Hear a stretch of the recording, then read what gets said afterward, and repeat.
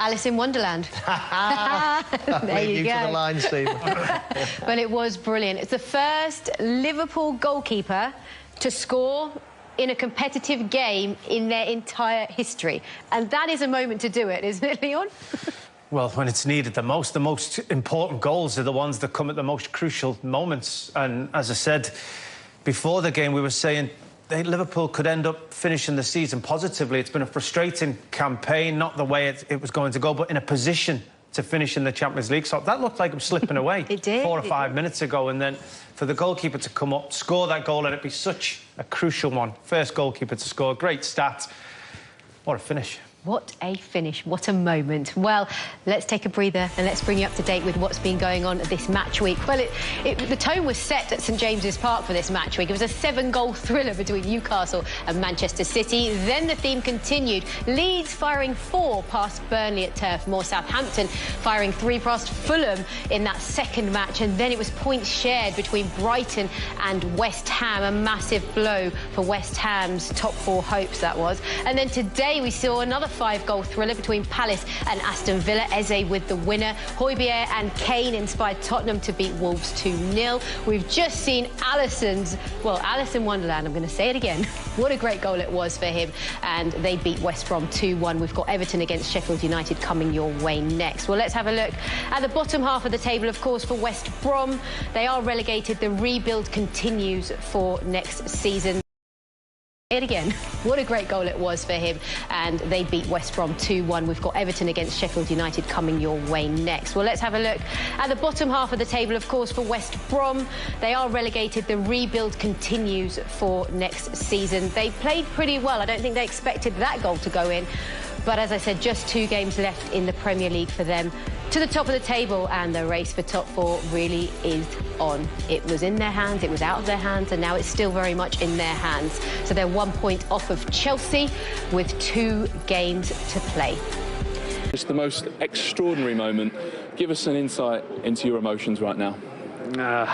I'm too emotional these last months for everything that happened with me, with my family. But football is my life. I play since I remember as a human being with my father. I hope he was here to see it, but I'm sure that he's seeing with the God on his side and celebrating.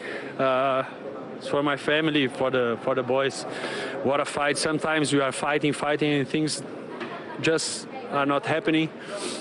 As this afternoon here, and just scoring this goal, I'm really happy to help them because they fight a lot. We fight a lot together, and we have a strong goal to achieve the Champions League, because we won it once, and you know that everything starts with a qualification. So I can't be more happy than I am now.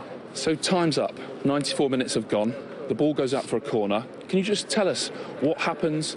Who decides that you go up?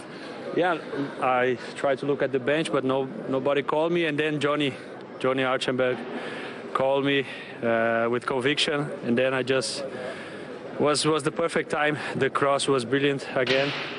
I just tried to put my head in the ball, and I think was one of the best goals I saw. The only goal you've ever scored? Yeah, it's the best I have scored. Yeah, I'm really happy. I don't have too many words. I just have to say thank you for the players, because they fight a lot. I fight a lot as well. We train. We are really exhausted from this season, because a lot of pressure, a lot of everything happened. Was missing the goalie goal, and I'm happy that it happened tonight for a win. I have to say, it's a great header. Do you practice your heading? Sometimes in the training, like we are in the crosses, and you are just waiting for your time. If you are there, the ball comes to you, and then you try to do something. But just to have fun, I don't train it to do that on the game.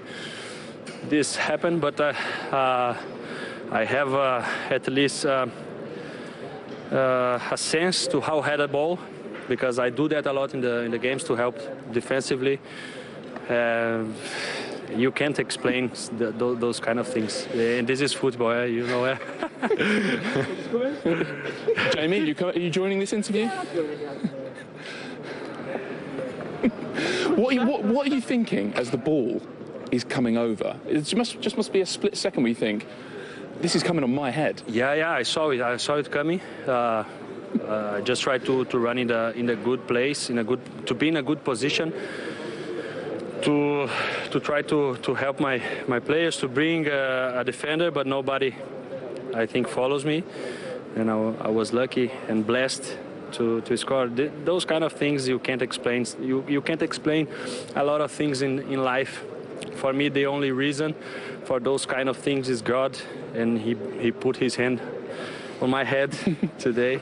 And yeah, I'm feeling really blessed. Wow, what a quote. And I think that of this sport so much. It evokes so many emotions. And you could see Alisson was even more emotional because he was thinking of his dad, who he lost earlier on in the year. But you could just see how much it meant to him, Leon.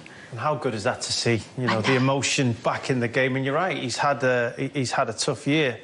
The death of his father. He's only just had a newborn baby. He hasn't been in the best of forms. He's, you know, been criticised for his passing out from the back and things, and criticism he's not really experienced as a Liverpool goalkeeper. But when Liverpool needed somebody to step up and score that crucial goal, of all people, he was the man who stood up. He was the man who headed the ball into the back of the goal. It was a wonderful moment for the game.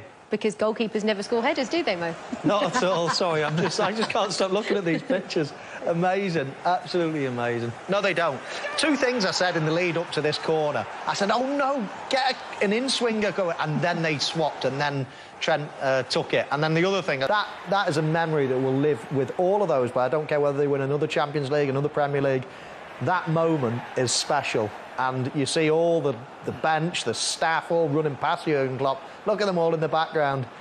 The guy with the clipboard is the goalkeeper coach, John Achterberg. He's probably happier than anyone. But what a fabulous moment for football. I can only imagine what that dressing room is like right now. Well, it'll be full of him. I mean, you saw the way they celebrate. You saw the emotion on the face. That would have been the case if any of the players would have scored the goal. But it just seemed to have been intensified by the fact it was the goalkeeper. A player who seems to be a huge character in the dressing room. He's a big, important player for Liverpool.